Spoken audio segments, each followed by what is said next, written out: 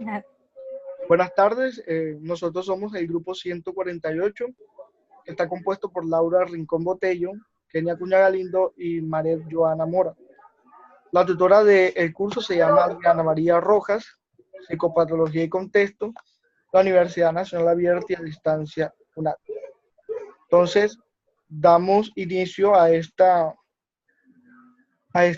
video reflexivo donde plantearemos cada una de las teorías en relación con el caso de Juan. Entonces vemos aquí cada una de las teorías y a quién le corresponde dar cada una.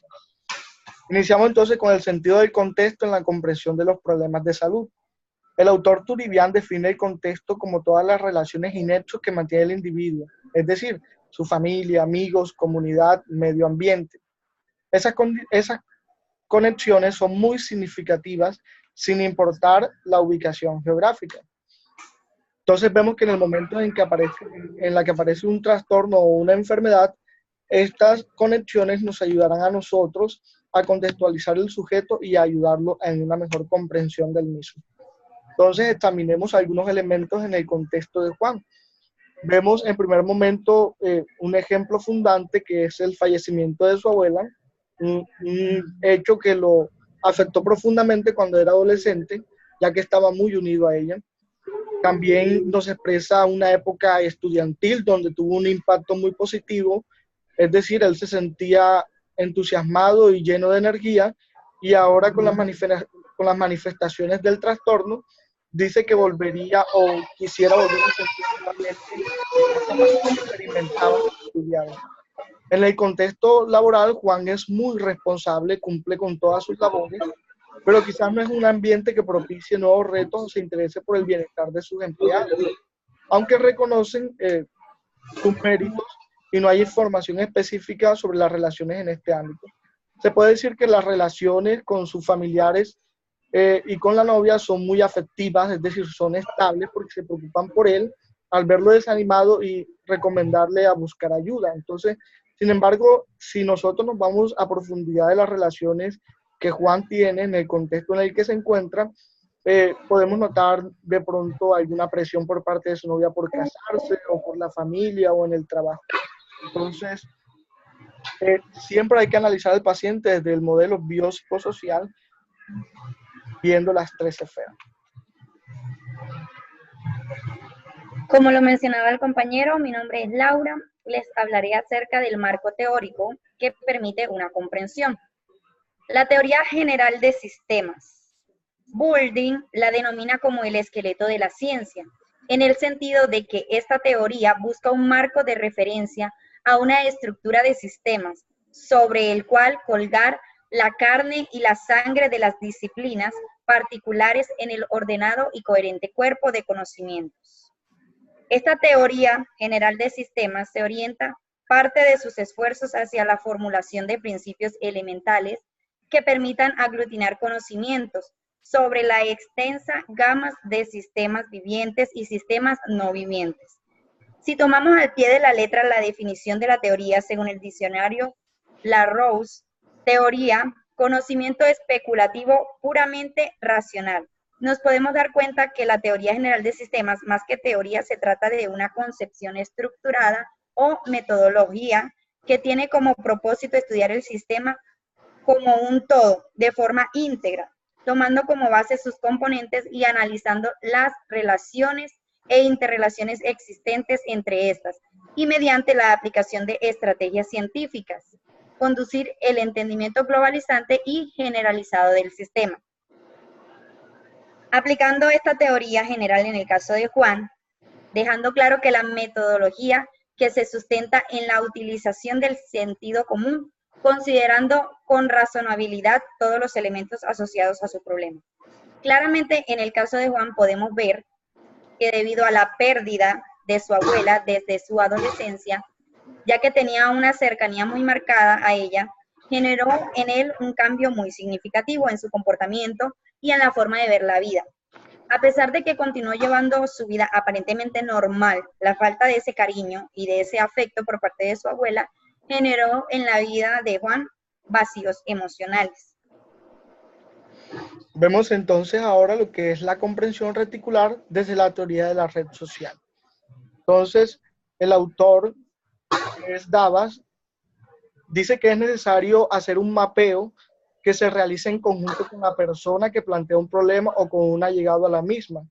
Dice, muchas veces se introduce la dimensión temporal, es necesario tener en cuenta estos hitos, es decir, selección de momentos significativos que aparecen en la dinámica de la conversación con la persona.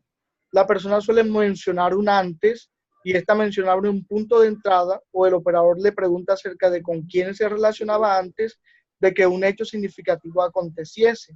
Estos hechos pueden ser la pérdida del trabajo, un divorcio, el fallecimiento de un allegado o en su defecto el nacimiento de un hijo. Esta modalidad de contar con un análisis de la red social personal se viene realizando fundamentalmente en el campo de la salud. Dentro de esta red social, en la comprensión reticular, en el caso de Juan, vemos que Juan tiene algunas redes sociales que voy a mencionar posteriormente. Entonces, la primera red social que voy a mencionar de Juan es la red laboral, es decir, él nunca ha faltado a su trabajo, pero siente que por la dificultad para concentrarse rinde poco.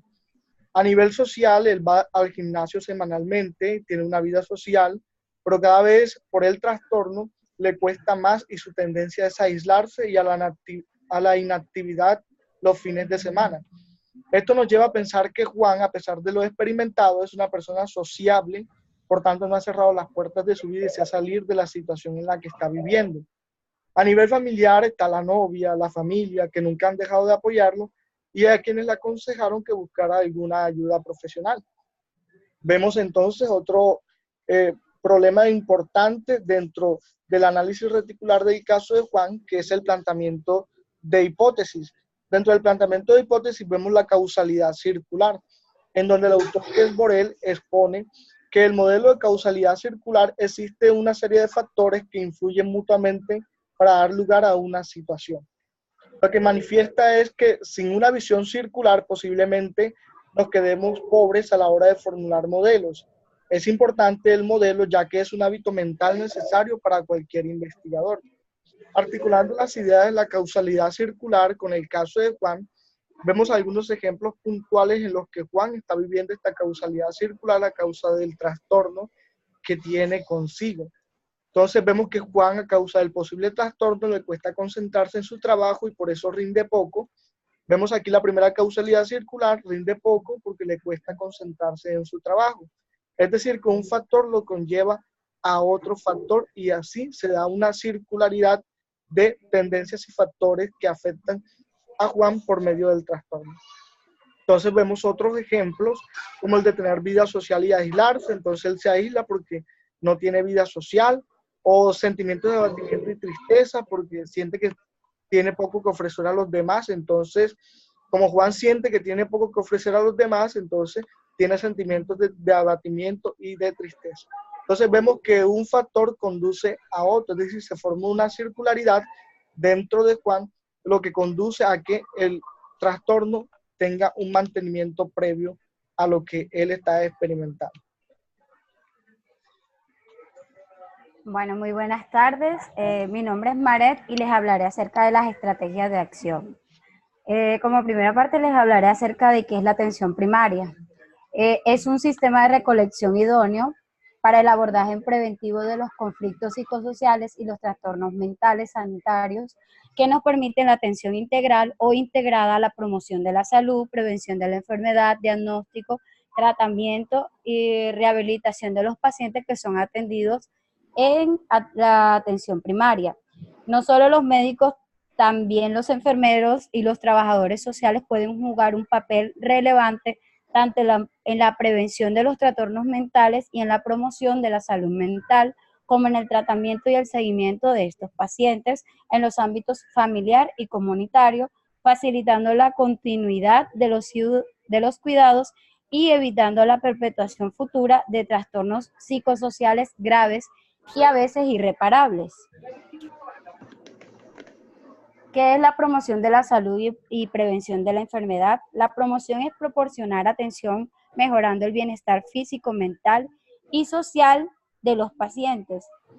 brindándoles una continuidad en sus cuidados y evitarnos trastornos graves e irreparables, teniendo en cuenta la ayuda de la familia y médicos especialistas, también a través de medidas farmacológicas, psicológicas y por personas altamente calificadas ante estas actuaciones de salud mental con el fin de prevenir la aparición de estos trastornos en un porcentaje más alto en las personas.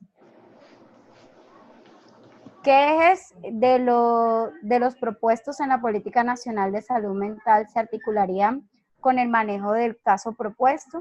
Es necesario conocer las herramientas necesarias para asegurar la atención, el bienestar y el desarrollo de los individuos en el entorno de la descripción en los siguientes ejes tomando del caso propuesto.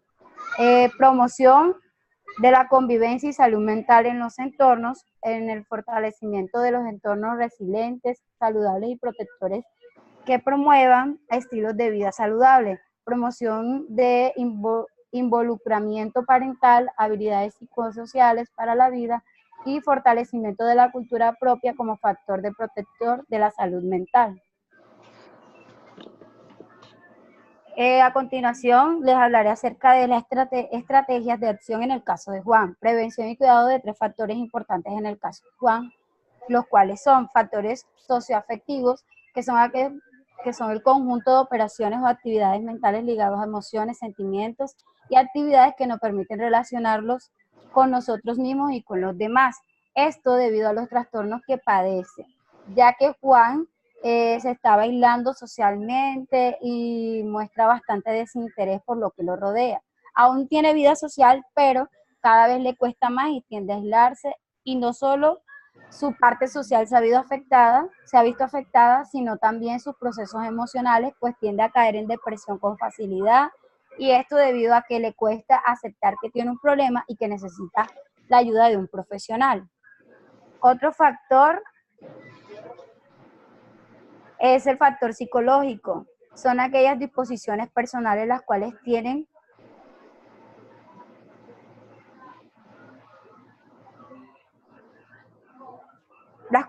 una carga afectiva, por lo cual estaba atravesando Juan, y se refiere a uno de los acontecimientos que afectó de forma negativa, como fue el fallecimiento de su abuela cuando él era un adolescente, pues estaba muy unido a ella y fue un episodio muy traumático para él. Otro de los factores que son muy importantes es el factor cognitivo-conductual, que es una forma de entender cómo piensa uno acerca de uno mismo y de otras personas y de lo que lo rodea.